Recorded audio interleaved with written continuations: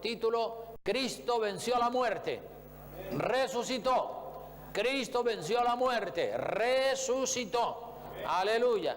Gloria al nombre del Señor. Hermanos, el enemigo más poderoso de toda la humanidad es la muerte del cuerpo. La muerte del cuerpo, ese es el enemigo número uno. Es más poderoso que una crisis económica, es más poderoso que una enfermedad. La muerte del cuerpo. Ante la muerte del cuerpo todo el mundo tiembla. Y cuando el médico le dice, te quedan solamente 2 meses de vida, uy, Dios mío, parece que se les cae el mundo encima a la gente.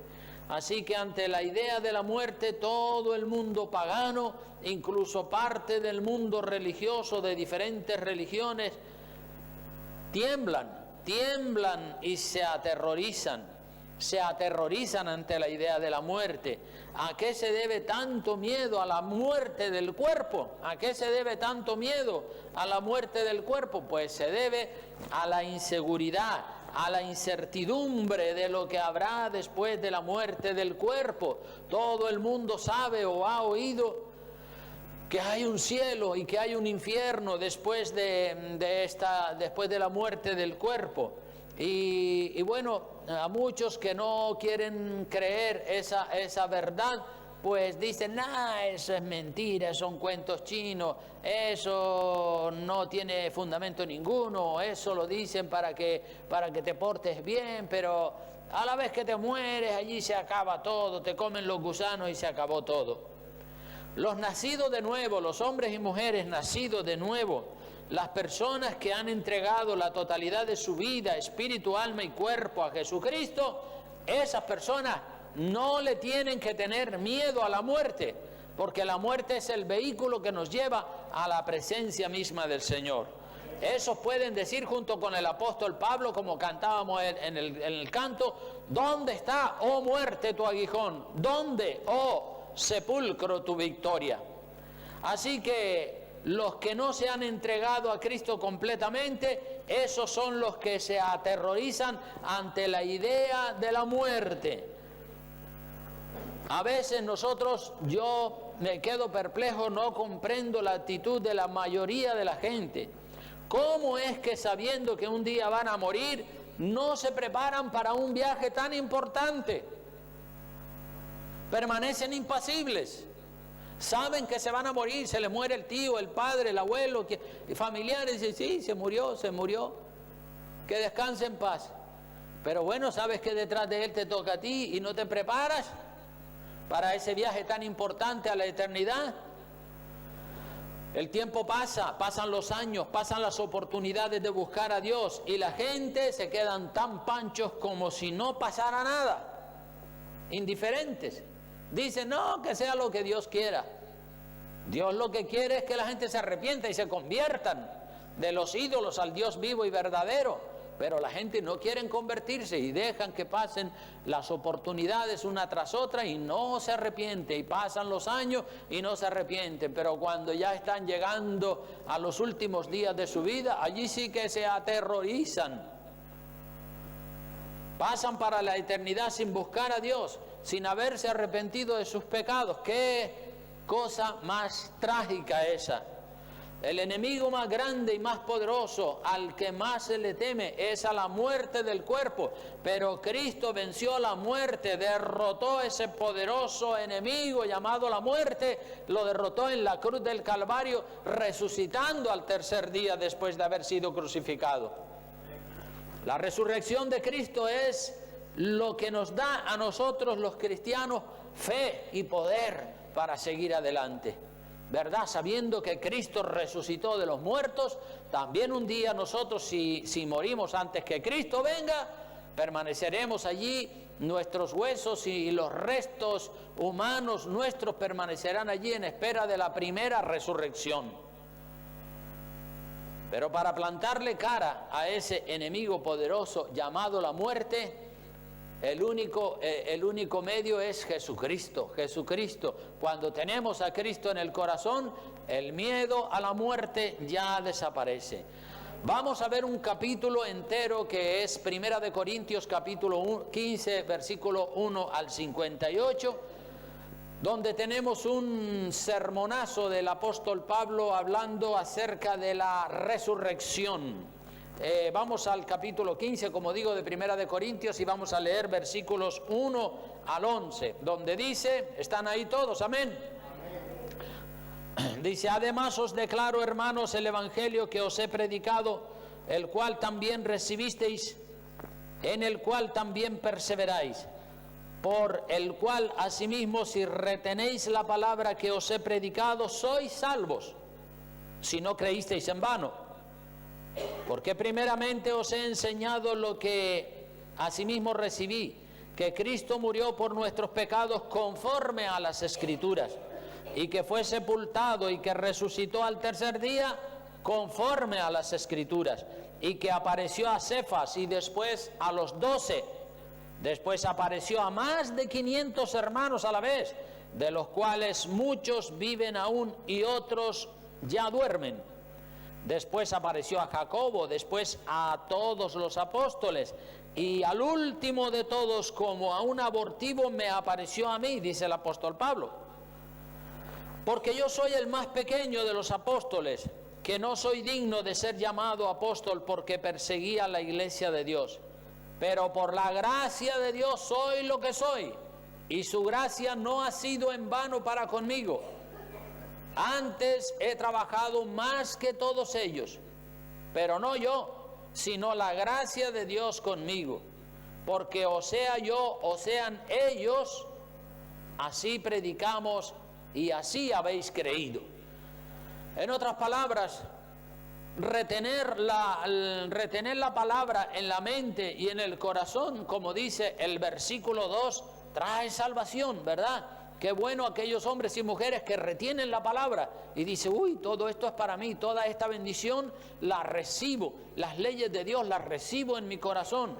Lo dice el verso 2, dice, por el cual asimismo retenéis la palabra que os he predicado. Y si retenemos la palabra y la llevamos a la práctica, somos salvos. Porque si no lo hacemos así, hubiésemos creído en vano.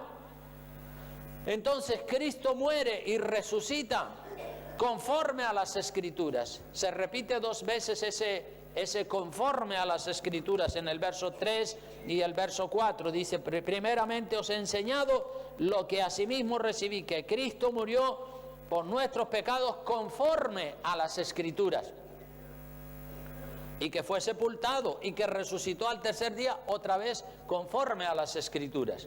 O sea que nada sucedió por casualidad. Todo estaba previsto en el plan, todo estaba organizado de tal manera por Dios que en todo el Viejo Testamento se nos hablaba acerca de la resurrección, de la muerte, la resurrección de nuestro Señor Jesucristo.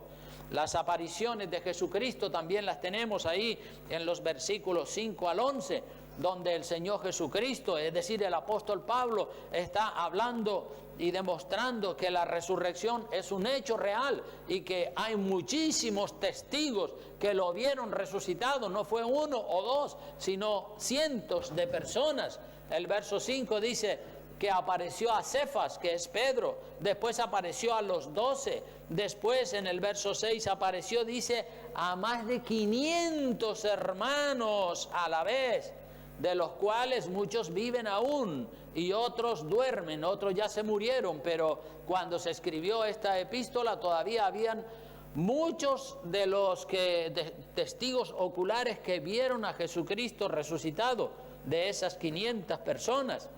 Entonces, Cristo ha resucitado, eso es un hecho irrebatible, irrefutable. Y en el verso 12 en adelante tenemos la importancia de creer en la resurrección. Qué bueno creer en la resurrección. Dice el verso 12, pero si se predica de Cristo que resucitó de los muertos, miren los argumentos que saca el apóstol Pablo, pero si se predica de Cristo que resucitó de los muertos, ¿cómo dicen algunos entre vosotros que no hay resurrección de muertos? ¿Están locos? Porque si no hay resurrección de muertos, tampoco Cristo resucitó.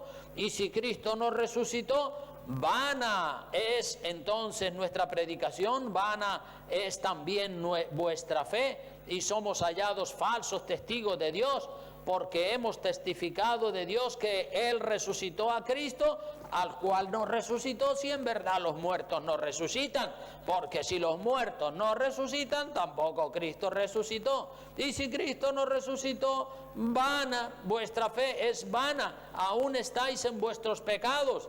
Entonces también los que durmieron en Cristo perecieron. Si en esta vida solamente esperamos en Cristo, somos los más dignos de conmiseración de todos los hombres. En otras palabras, que si no creemos en la resurrección, si solo creemos en el Cristo histórico que murió en la cruz del Calvario, si solo creemos en eso, entonces somos los más dignos de conmiseración. Tenemos que creer en el Cristo resucitado, porque en la resurrección está la victoria. Aleluya, bendito sea el nombre del Señor. Siempre nos vamos a encontrar con personas incrédulas que van a negar la resurrección de Cristo. Incrédulos siempre han habido y siempre habrán. La resurrección, hermano, es la piedra angular de la fe cristiana. Cristo resucitó. Pero si se predica que Cristo resucitó de los muertos, ¿cómo dicen algunos entre vosotros que no hay resurrección de muertos? ¿Es que están locos? ¿Es que no han oído los testimonios de todas aquellas personas que lo vieron resucitado, que le llaman locos a esos que lo vieron resucitado? Tenemos que creer en la resurrección. La resurrección es la victoria. El fundador del cristianismo resucitó. Hay muchas religiones que tienen muchos fundadores, budistas, maometanos, testigos de Jehová, mormones y tantos otros que tienen diferentes fundadores de diferentes religiones. Y que en una ocasión dice que había un musulmán que se jactaba al conversar con un cristiano diciendo: no, si nosotros los musulmanes tenemos los restos de Mahoma en la tumba, allí tenemos los huesos de Mahoma, y se jactaba de eso. Pero el cristiano le dijo: pues fíjate cómo son las cosas, nosotros los cristianos tenemos la tumba de Cristo, pero la tumba está vacía, porque la muerte no pudo detener al Señor Jesucristo. Nuestro fundador resucitó y ascendió a los cielos. Los fundadores de las otras religiones están muertos y sus cadáveres están allí en los restos, en las tumbas. Pero Cristo resucitó. Aleluya. Entonces la resurrección, eso es tan importante, creerlo. Y la Biblia, vamos a ver cómo lo sigue ratificando el Señor en su palabra. Así que Cristo, vamos a ir al versículo 20, del 20 al 34, donde dice: mas ahora Cristo ha resucitado de los muertos, primicia de los que durmieron. Después de rebatir todos los argumentos en los versículos 12 al 19, el apóstol se reafirma: mas ahora Cristo ha resucitado de los muertos, primicias, el primero de los que durmieron. Porque por cuanto la muerte entró por un hombre, es decir, por Adán, también por un hombre la resurrección de los muertos. Porque así como en Adán todos mueren, también en Cristo todos serán vivificados, pero cada uno en su debido orden. Cristo las primicias, luego los que son de Cristo en su venida, luego el fin cuando entregue el reino al Dios y Padre, cuando haya suprimido todo dominio y toda autoridad y potencia, porque preciso es que Cristo reine hasta que haya puesto a todos sus enemigos debajo de sus pies. Y el postrer enemigo, que es el más fuerte, el más poderoso, el postrer enemigo será destruido. El postrer enemigo que será destruido es la muerte. Todavía no ha sido destruido, porque todavía la muerte sigue acabando con la humanidad, pero un día la muerte desaparecerá definitivamente, porque Cristo la destruirá. Dice: porque todas las cosas las sujetó debajo de sus pies. Y cuando dice que todas las cosas han sido sujetadas a Él, claramente se exceptúa aquel que sujetó a él todas las cosas, es decir, el Padre. El Padre es el único que no está sujeto a Jesucristo, pero todos los demás, ángeles y principados, están sujetos a Jesucristo. El verso 28 dice, pero luego que todas las cosas estén sujetas, entonces también el Hijo mismo se sujetará al que le sujetó a él todas las cosas, para que Dios el Padre, sea todo en todos.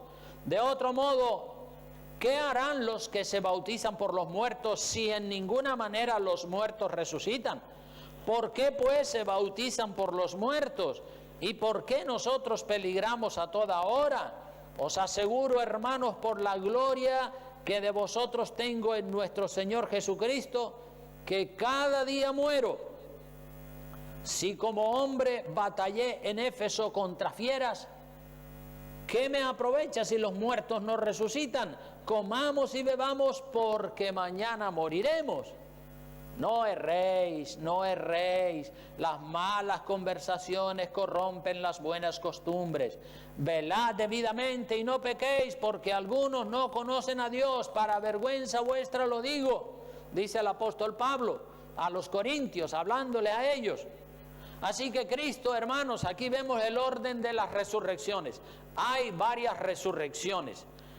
Cristo es el primero que resucitó de entre los muertos, es decir, la primicia, el que va delante de todos nosotros para que todos nosotros sigamos tras él, siguiendo su ejemplo. Si en Adán todos morimos, porque ya saben ustedes que por culpa de Adán y Eva entró la muerte en el mundo. Es decir, cuando Dios puso a Adán y Eva en el huerto de Getsemaní, en el huerto del Edén, los puso para que vivieran eternamente, para que no murieran. La muerte no existía cuando Dios creó a Adán y Eva. Los puso allí en el huerto y les dio solamente un mandamiento: pueden comer de todo que hay en el huerto del Edén, excepto del árbol del conocimiento del bien y del mal. Saben ustedes que el Señor dijo, Dios le dijo a Adán y Eva, el día que de él comiereis, ¿qué pasará? Ciertamente moriréis. Y es verdad que cuando comieron no murieron instantáneamente, comieron ahora y a la media hora murieron, no, pero murieron. Es verdad que en aquella época, en la época la época adámica, pues la gente vivía 800, 900 y 700 años, pero ya entró la muerte, Adán vivió 900 y algo años, ya entró la muerte, ya hubo un límite para la vida terrenal del cuerpo. La muerte entró por un hombre y por una mujer, por Adán y Eva entró la muerte. Así que si en Adán todos morimos, porque Dios lo dijo, el día que de él comieres ciertamente morirás, por culpa de Adán todos nosotros tenemos que morir. Esa fue la herencia que nos dejaron nuestros primeros padres, Adán y Eva. Pero gracias a Dios, porque Él mandó a Jesucristo y con Cristo podemos recuperar la inmortalidad. Inmortalidad para toda la humanidad, tanto para los justos como para los injustos, pero inmortalidad y condenación eterna en el infierno para los injustos, inmortalidad y vida eterna en los cielos para los justos. Entonces, aquí vemos claramente cómo el Señor nos muestra bien claro en su palabra las consecuencias del pecado de Adán y Eva. Seguimos mirando más cosas, porque todo tiene un orden. Las resurrecciones tienen un orden y todos los planes de Dios para la humanidad tienen que desarrollarse según el orden de Dios. Cristo es, como dije, el primero. Cristo es el primero que resucitó. Luego viene la primera resurrección de los justos y después de 1000 años la resurrección de los injustos. Cristo el primero. Es preciso que Cristo reine 1000 años en la tierra y someta a todos sus adversarios bajo sus pies. Y como dice la Biblia, el postrer enemigo que será vencido o derrotado es la muerte. Cristo entregará el reino al Padre para que Dios sea todo en todos, como dice el verso 27 y 28. Todas las cosas las sujetó debajo de sus pies, y cuando dice que todas las cosas han sido sujetadas a Él, claramente exceptúa aquel que sujetó a Él todas las cosas. Pero luego que todas las cosas estén sujetas, entonces también el Hijo mismo se sujetará al que le sujetó a Él todas las cosas, para que Dios sea todo en todos. O sea que siempre han habido, hermanos, falsas doctrinas, como esa de bautizarse por los muertos. Basándonos en el versículo 29, es un versículo que los mormones utilizan para implantar una falsa doctrina. Cuando una persona se hace mormona, las autoridades de la iglesia mormona le dicen que se tiene que bautizar. Después de bautizarse por sí mismo, se tiene que bautizar por el padre, por la madre, por el abuelo y la abuela, el bisabuelo y la bisabuela, y tiene que ir al registro civil a buscar todos los registros de sus antepasados para bautizarse, dicen los mormones, por los muertos. Entonces eso es una falsa doctrina, y aquí en este versículo ese concepto de bautizarse por los muertos se presenta como una falsa doctrina. Es decir, el apóstol Pablo utiliza un argumento que viene del latín que se llama ad hominem. Es un argumento que va contra el que lo utiliza. Por ejemplo, si dicen erróneamente que los muertos no resucitan, entonces ¿por qué se bautizan por los muertos? Dice que no resucitan, pues entonces, ¿cómo es que te estás bautizando por los muertos? Si los muertos no resucitan, es una tontería bautizarte por los muertos, ¿verdad? O sea que el apóstol Pablo apela a la contradicción en la que viven muchas personas hoy en día, ¿verdad? Y nosotros no debemos conversar con los ateos que niegan la resurrección, porque las malas conversaciones corrompen las buenas costumbres. Miren lo que dice el verso 33, dice: no erréis, las malas conversaciones corrompen las buenas costumbres. Sí, el apóstol Pablo está hablando de que él dice que su vida ha estado en peligro, verso 30, ha estado en peligro, y asegura a los hermanos: por la gloria que de vosotros tengo en nuestro Señor Jesucristo, que cada día muero. Y sigue diciendo en el verso 31, si como hombre batallé en Éfeso contra fieras, ¿qué me aprovecha si los muertos no resucitan? Comamos y bebamos, que mañana moriremos. Es decir, es una tontería sufrir por Cristo si realmente los muertos no resucitan. Pero por eso dice: no erréis, no se equivoquen. Las malas conversaciones, iniciar una conversación con un ateo, con una persona que dice: no, si cuando te mueras te meten en el sepulcro y allí te comen los gusanos y allí se acabó todo. Pues hablar con este tipo de personas trae desaliento, trae desánimo, porque eso son palabras de incredulidad. Nosotros los cristianos estamos llamados a convencer a los incrédulos, a predicarles que sí, que hay una resurrección de los muertos y que hay una vida eterna en el cielo con Dios y una condenación eterna después de la muerte para aquellos que no aman al Señor. Entonces nosotros tenemos que convencerlos a ellos, no permitirle a ellos que nos convenzan a nosotros. Somos nosotros los que tenemos que traerlos a ellos al terreno de la fe, y nunca en ningún momento permitirle a ellos que nos lleven a nosotros al terreno de la incredulidad. Amén. Entonces, verso 35 dice: pero dirá alguno, aquí tenemos el método de la resurrección. Dice: pero dirá alguno, ¿cómo resucitarán los muertos? ¿Con qué cuerpo vendrán? Miren lo que dice, el ejemplo que el apóstol Pablo pone para demostrarnos que la resurrección es un hecho real. Dice, necio, verso 36, lo que tú siembras no se vivifica si no muere antes, y lo que siembras no es el cuerpo que ha de salir, sino el grano desnudo, ya sea de trigo o de otro grano. Pero Dios le da el cuerpo como Él quiso, y a cada semilla su propio cuerpo. No toda carne es la misma carne, sino que una carne es la de los hombres, otra carne la de las bestias, otra la de los peces y otra la de las aves. Y hay cuerpos celestiales y cuerpos terrenales. Nosotros estamos ahora viviendo en un cuerpo terrenal. En el futuro viviremos en un cuerpo celestial. Pero una es la gloria de los celestiales y otra la de los terrenales. Una es la gloria del sol, otra la gloria de la luna y otra la gloria de las estrellas. Pues una estrella es diferente de otra en gloria. Así también es la resurrección de los muertos.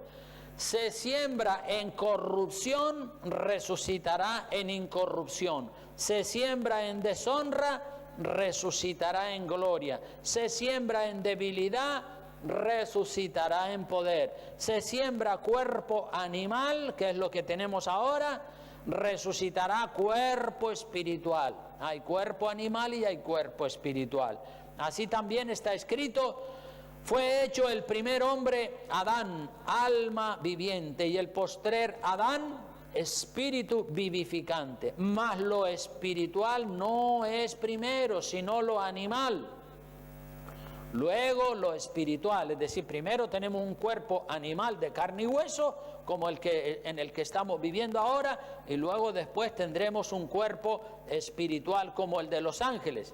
Verso 47, el primer hombre es de la tierra, terrenal. El segundo hombre es el Señor, es del cielo.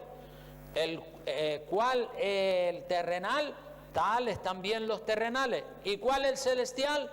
Tales también los celestiales.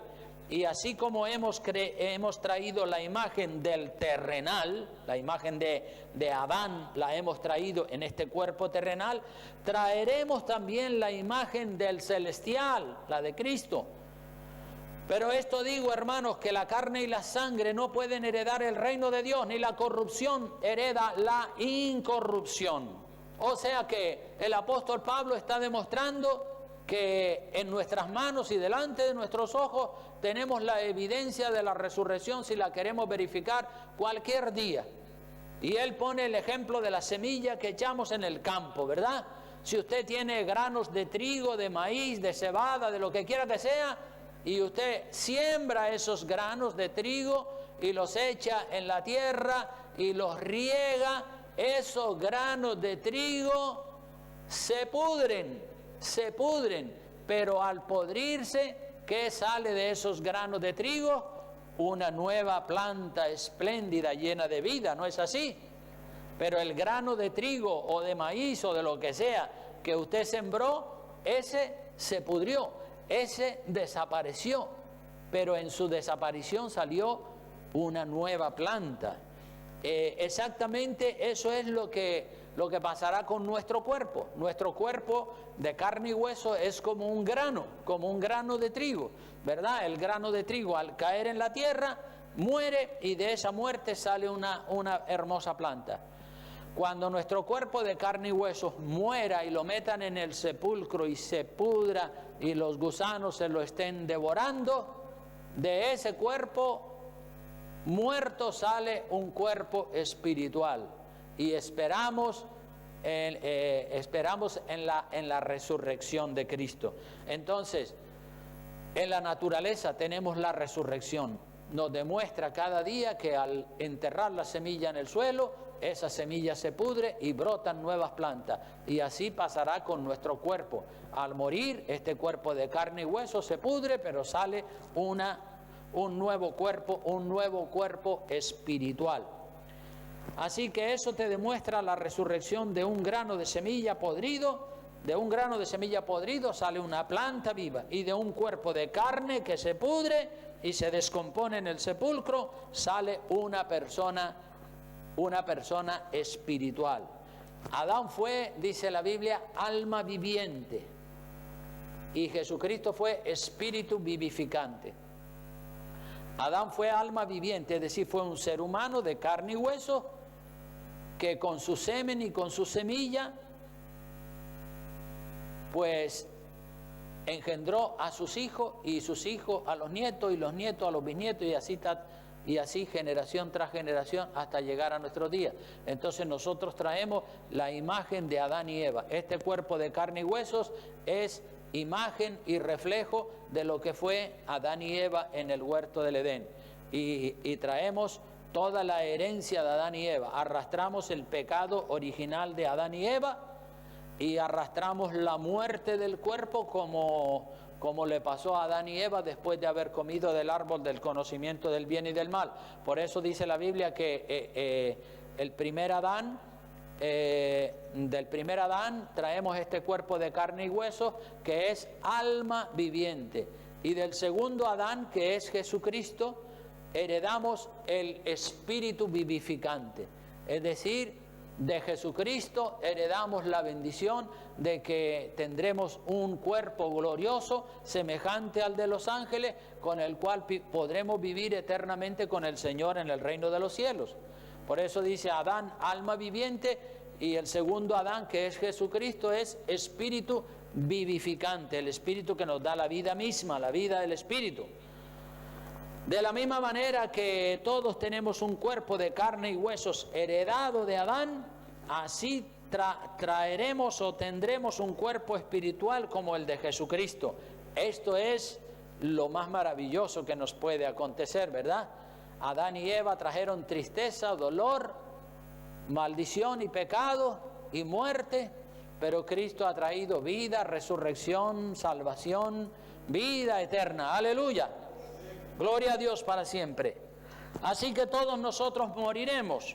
El versículo 51, para ir avanzando de este mismo capítulo que hemos leído, versos 51 al 53, dice: he aquí os digo un misterio, no todos dormiremos. Quiere decir que no todos moriremos, pero todos seremos transformados.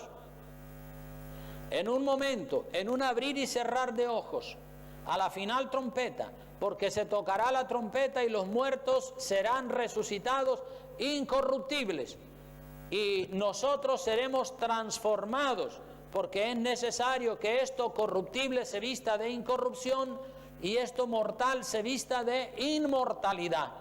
Quiere decir aquí la palabra de Dios que el misterio que el apóstol Pablo nos está descubriendo y nos está mostrando es que en un abrir y cerrar de ojos, en cuestión de milésimas de segundo, resucitarán los muertos, los que han muerto en Cristo Jesús, no los que han muerto en pecado. Esos resucitarán después de 1000 años en la segunda resurrección, pero resucitarán los muertos en Cristo Jesús, y luego nosotros, los que hayamos quedado, cuando suene la trompeta en los aires, los que estemos vivos, los cristianos que estemos vivos, en ese momento dice, seremos arrebatados en las nubes del cielo y no veremos la muerte del cuerpo. Tendremos el privilegio que tuvo, por ejemplo, Elías y Enoc, dos personajes bíblicos que no murieron. Elías y Enoc fueron llevados al cielo en cuerpo y alma. Ellos no vieron la muerte del cuerpo. Ellos son tipo de los creyentes que serán arrebatados al cielo sin ver la muerte. O sea que cuando llegue el momento establecido por Dios, Cristo desciende del cielo y llega a las nubes, y ahí se queda en las nubes, no toca la tierra, no pisa la tierra, se queda en las nubes, hace sonar la trompeta, y cuando Él haga sonar la trompeta, ¡pum!, los muertos en Cristo se les abren los sepulcros y resucitan del polvo los restos que quedan, los pocos restos que queden de los muertos en Cristo, resucitarán. Igual que cuando plantas un grano de trigo, al poco tiempo ves que sale una nueva planta, pues así sucederá cuando Cristo haga sonar la trompeta en los aires, resucitarán los muertos en Cristo, y los que estamos vivos en ese momento no veremos la muerte, sino que seremos llevados al cielo, y en un instante este cuerpo mortal será cambiado por un cuerpo inmortal, por un cuerpo semejante al de los ángeles. Y con esto que dice el apóstol Pablo aquí, coincide también Primera de Tesalonicenses capítulo 4, vamos a ir a Primera de Tesalonicenses capítulo 4, versículos 14 al 17. El apóstol Pablo sigue diciendo ahí, Primera de Tesalonicenses 4:14, dice: porque si creemos que Jesús murió y resucitó, así también traerá Dios con Jesús a los que durmieron en él, es decir, a los que murieron en Cristo Jesús. Por lo cual os decimos esto en palabra del Señor, no palabra de cualquiera, sino palabra del Señor, que nosotros que vivimos, que habremos quedado hasta la venida del Señor, no precederemos a los que durmieron, es decir, no iremos para el cielo antes que los que durmieron, que los que murieron en Cristo Jesús, sino que se producirá la primera resurrección y el rapto de los que están vivos en un instante, en un abrir y cerrar de ojos. Verso 16 lo dice: porque el Señor mismo, con voz de mando, el Señor mismo, no un ángel, ni un serafín, ni un querubín, el Señor mismo, Jesucristo mismo, con voz de mando, con voz de arcángel y con trompeta de Dios, descenderá del cielo hasta las nubes, y los muertos en Cristo resucitarán primero. El orden de las resurrecciones. Luego nosotros, los que vivimos, los que hayamos quedado, seremos arrebatados juntamente con ellos. ¿Quién son ellos? Los que han muerto en Cristo Jesús. Con ellos, juntamente con ellos, al mismo tiempo. Vamos para el cielo los que han muerto en Cristo y los que en ese momento están vivos sirviéndole al Señor. Vivimos, que hayamos quedado, seremos arrebatados juntamente con ellos en las nubes para recibir al Señor. ¿Dónde? En el aire, allá arriba, en las nubes.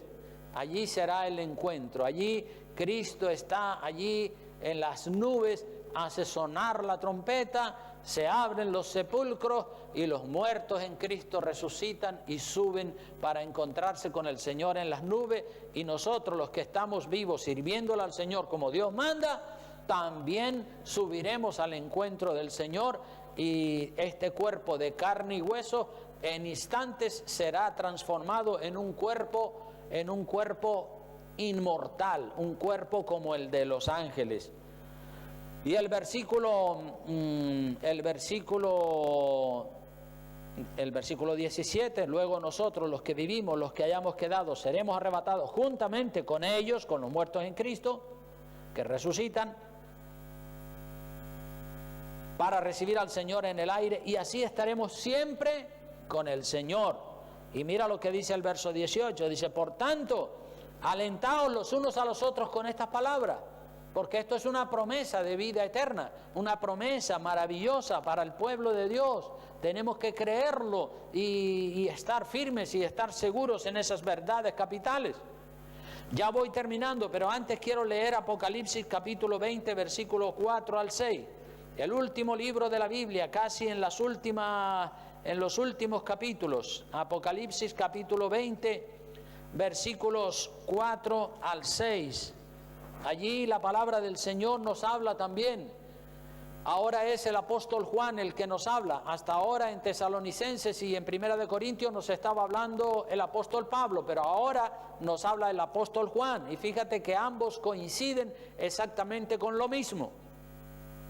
El apóstol Juan está en la isla de Patmos y ha sido desterrado precisamente a esa isla por predicar el evangelio y lo mandan para allá para que se muera en esa isla, pero en esa isla él tiene un éxtasis y Dios lo lleva al cielo y le da un paseo por la gloria y le muestra lo que va a suceder en el futuro. Luego Juan, cuando regresa del cielo otra vez a la tierra, escribe en un libro que se llama el libro de Apocalipsis, que significa la revelación que Dios le dio. Él la escribe toda y ahí está, Apocalipsis capítulos 1 al 22, ahí está la revelación completa de lo que Juan vio acerca del futuro en los cielos. Y entre las cosas que vio, en Apocalipsis 24 dice, y vi tronos, dice Juan, y vi tronos y se sentaron sobre ellos los que recibieron facultad de juzgar, los que recibieron la facultad o la autoridad para juzgar. Y sigue diciendo más, dice, y vi las almas de los decapitados por causa del testimonio de Jesús y por la palabra de Dios, los que no habían adorado a la bestia ni a su imagen y que no recibieron la marca en sus frentes ni en sus manos, y vivieron y reinaron con Cristo 1000 años. O sea que Juan ve las almas de los que han sido decapitados, a los que le han cortado la cabeza en la gran tribulación, porque saben ustedes que la gran tribulación es un periodo de 7 años que se inicia en el momento que la iglesia es arrebatada y se produce la primera resurrección. En ese mismo momento se inicia la gran tribulación, y en la gran tribulación pues se manifiesta el anticristo, el falso profeta y todo el reino de Satanás en la tierra, y tratarán de ponerle el 666 a todos los habitantes de la tierra. Pero como en el rapto no se fue la totalidad de la iglesia, sino en el rapto se fue solamente una parte de la iglesia, aquella parte de hombres y mujeres que estaban viviendo en santidad, los que estaban viviendo una doble vida, esos se quedaron, eran creyentes también, pero no por ser creyente una persona se salva. El diablo también cree y por eso no se va a salvar. Entonces se salvan solamente los que, es decir, entran en el rapto solamente los que van en serio con Cristo, los que están viviendo un cristianismo radical. Los que no están viviendo un cristianismo radical, aunque sean creyentes y crean en Dios, pero si están viviendo en pecado, se quedan cuando suceda el rapto de la iglesia.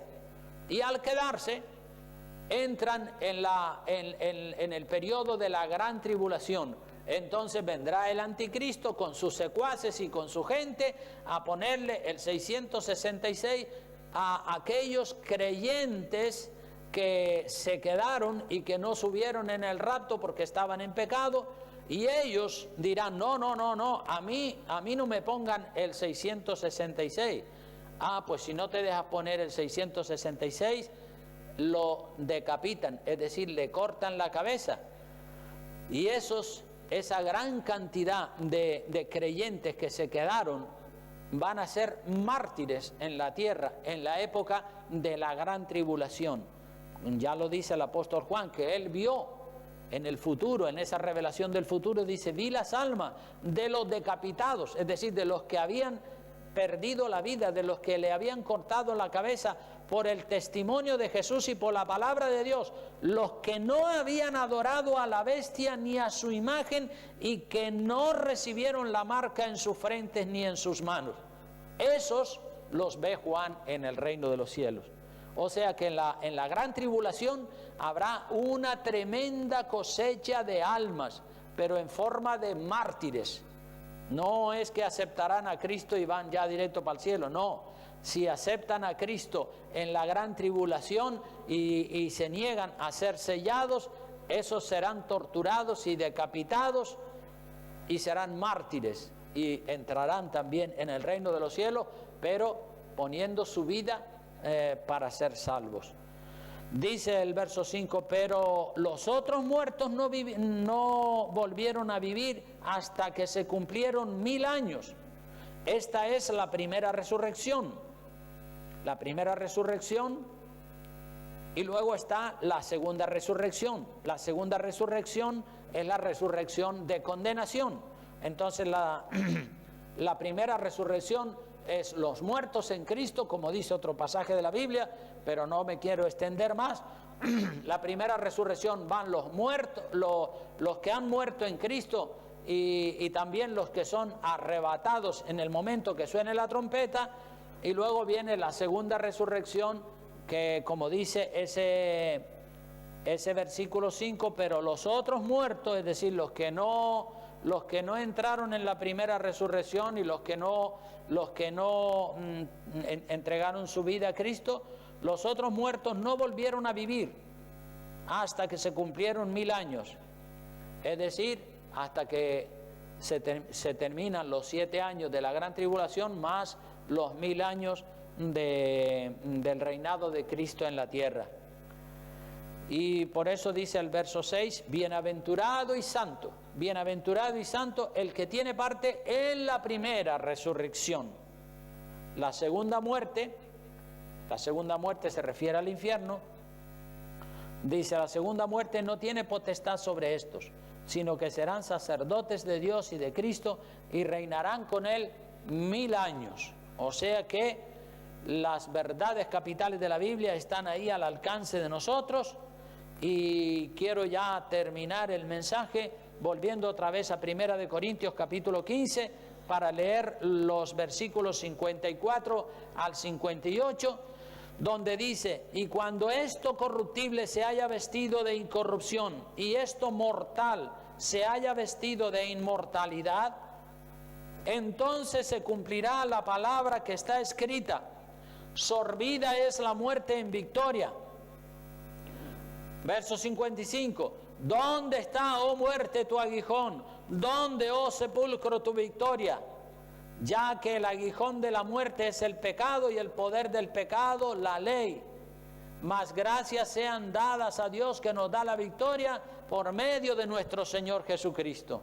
O sea que cuando Cristo haya puesto a todos sus enemigos debajo de sus pies, se cumplirá esa palabra, sorbida es la muerte en victoria. Y ya después podemos mirar a la muerte de frente y decirle, ¿dónde está? ¿Dónde está tu victoria? ¿Dónde está ese terror, ese espanto que tú producías?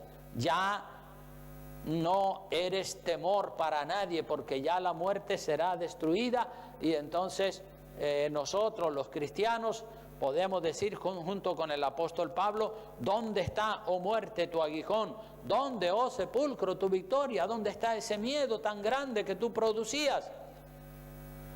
Y termina el capítulo 15 de 1 de Corintios con el verso 58, un mensaje muy bonito para ti y para mí, diciendo así que, hermanos míos, amados, estad como tenemos que estar, firmes y constantes. ¿Y qué más? Creciendo en la obra del Señor siempre, sabiendo que vuestro trabajo en el Señor no es en vano, aunque el diablo trate de hacerte creer que tu oración y tu lectura de la Biblia y tu trabajo evangelístico y que todo lo que tú haces para el Señor, aunque el diablo te quiera hacer creer que todo eso es en vano y que no merece la pena esforzarte, ni sacrificarte, ni luchar por los principios cristianos, todo eso es mentira del diablo. Nuestro trabajo en el Señor, la Biblia dice que no es en vano. No es en vano. Dios lo está mirando y Dios está observando. Y aunque tú no veas que el trabajo que tú haces y tu fidelidad y tu honradez y tu entrega y tu lectura de la palabra y tu asistencia al culto y tu trabajo evangelístico, aunque el diablo te quiera hacer creer que eso no sirve para nada, es mentira del diablo. Sí que sirve. Nuestro trabajo en el Señor, dice la palabra, no es en vano. No es en vano. El Señor hará que nuestro trabajo en el Señor, en su momento, dé el fruto para el que fue enviado. Amén. Bueno, pues hasta aquí la palabra.